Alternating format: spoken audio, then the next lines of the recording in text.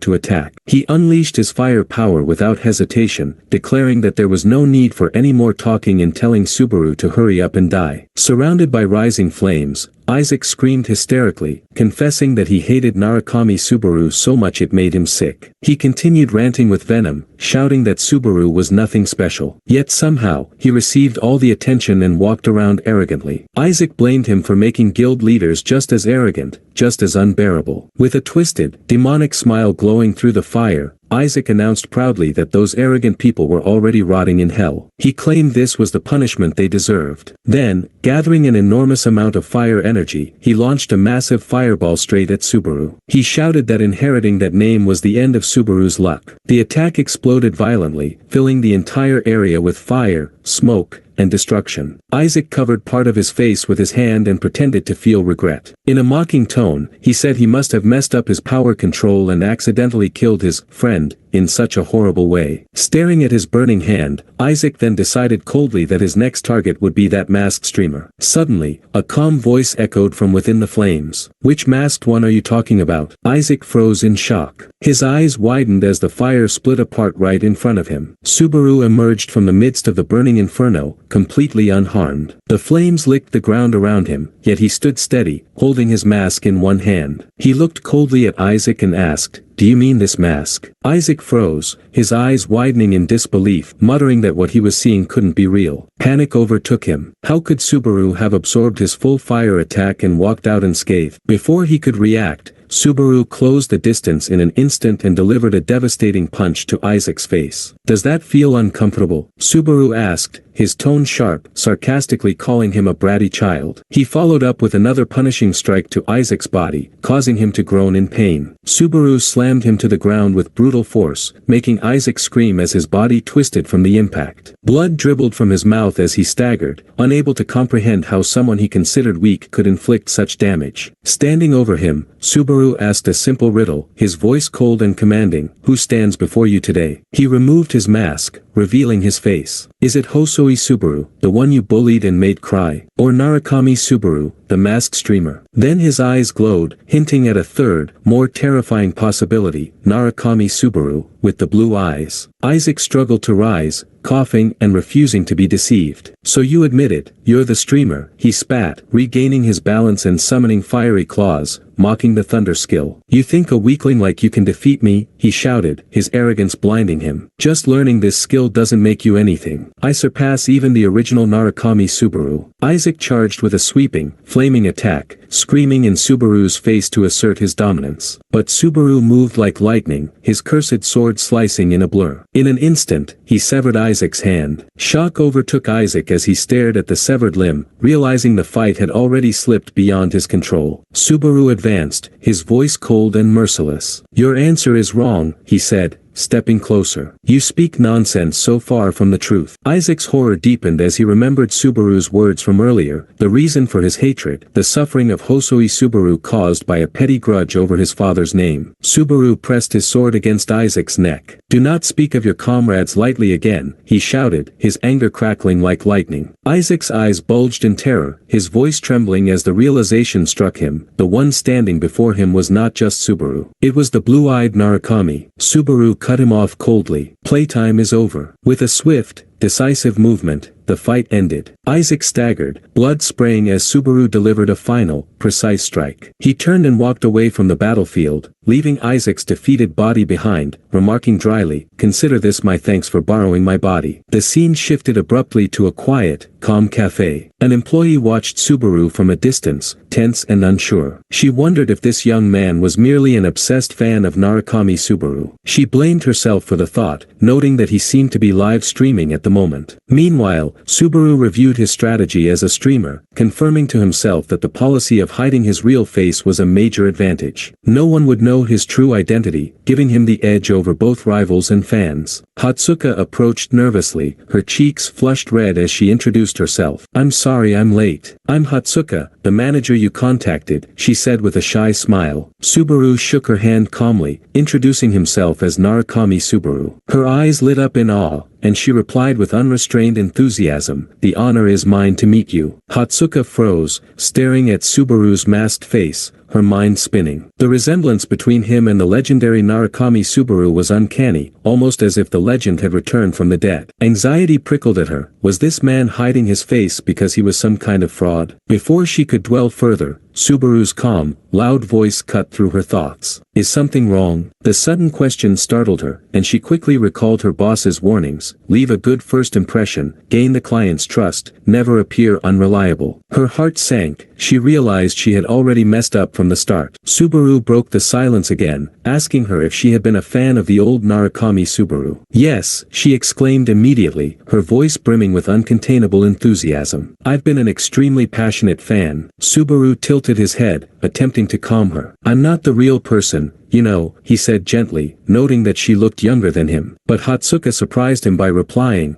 "I'm a fan of you too." Her excitement didn't fade as she described in precise detail how she had been following him since his viewer count was 0, how she had been his first viewer when he defeated the Bat and passed Greg's trial, and how she had marveled when he bravely chose the lightning trial. Subaru's eyes widened beneath his mask. The accuracy of her memory stunned him. She remembered events he himself had forgotten. A small smile formed under the mask, as he thought back to those early days, recalling how inexperienced he had been and silently admiring her dedication. Hatsuka clenched her fists in determination, convinced it was destiny that had led her here. She had begged the company to appoint her as his manager, and now, she needed to act professionally to gain his trust. She pulled out a prepared contract and began summarizing its key points, creating ads and clips from his streams to enhance the value of the name, Narukami. "What do I have to do in return?" Subaru asked calmly. "Simply continue streaming as you are now," she replied with a confident smile. "That's all we need." Subaru blinked in astonishment. Streaming could really be this straightforward. Hatsuka explained further, being the first to master the lightning skill had earned him immense respect within the company, from the department head down. Subaru glanced over the papers and asked for her opinion on the terms, curious if she found them acceptable. Hatsuka misunderstood, thinking he was asking about her competence. Flustered, she insisted that everyone in the company was far more reliable and professional than she was. Subaru quickly corrected her, explaining that he hadn't meant that. As he studied her closely, he sensed an aura surrounding her, an almost imperceptible power that hinted at the level of opponents he would soon face. He realized there was no time to rest, he would have to maintain his pace to stay ahead. Hatsuka, meanwhile, was fighting her own inner battle. Sitting at the cafe, her face burned crimson from tension. She tried to maintain a professional demeanor, but fear of Subaru rejecting the offer gnawed at her. Her thoughts spiraled until she imagined forcibly convincing him to sign the contract if necessary. Suddenly, Subaru reached out his hand toward her. She jumped, panic making her stammer incomprehensibly. Every ounce of composure she had meticulously planned evaporated. Subaru sat calmly across from her, his masked eyes shining, and politely said, "Please take care of me in the upcoming work." Hatsuka's resolve shattered completely. Ignoring professionalism, tears streamed down her face as she grabbed his hand tightly, screaming with overwhelming enthusiasm, "No, I'm the one who should be asking you that." Her words hung in the air, charged with pure excitement and devotion, leaving Subaru silently observing her overflowing emotions, a faint smile beneath his mask. Subaru's eyes, hidden behind the mask, flicked over each knight gathered in the tent. He could feel the weight of their skepticism, their unspoken doubt like a cold wind brushing against his senses. The live stream interface hovered in the corner of his vision, displaying thousands of comments cascading rapidly, viewers reacting in real time. Some mocked the knights for their hesitation and obvious disbelief, typing messages like, "Do they even know who he is?" and "Just let him fight, you old geezers." Others expressed amazement at Subaru's calm and unflinching demeanor, praising his ability to dominate even in a room full of suspicious onlookers. A few astute viewers even noted the technology Hatsuka had implemented, pointing out how only Subaru's microphone frequency reached the stream, keeping the knights unaware of his biting, sarcastic comments. Subaru's gaze returned to the knights. "It seems," he said slowly, his voice steady yet carrying an unmistakable weight, "that some of you don't believe I defeated the giant leader, or perhaps, you simply refuse to accept it." The words hung in the air, sharp as a blade. The knights shifted uncomfortably, exchanging glances filled with unease. None of them dared interrupt, though the tension radiating from the group was almost palpable. Subaru's presence, his aura of controlled power, was enough to command silence, even from seasoned warriors who had faced death more times than they could count. From the edge of the gathering, a figure stepped forward. Gray-bearded and standing with a posture honed by decades of battlefield experience, Dale's presence was immediately commanding. He extended a hand toward Subaru with deliberate solemnity. "Thank you, for saving us," he said, his voice carrying the weight of sorrow and honor intertwined. Subaru grasped Dale's hand firmly, noting the immense pressure in the grip, not just strength, but the burden of years spent protecting others and enduring loss. Dale's eyes darkened, his gaze shifting slightly as if recalling past horror. Thanks for watching. Don't forget to like, share, and subscribe to catch part 2 of Narukami Subaru's epic journey. Adventures continue soon.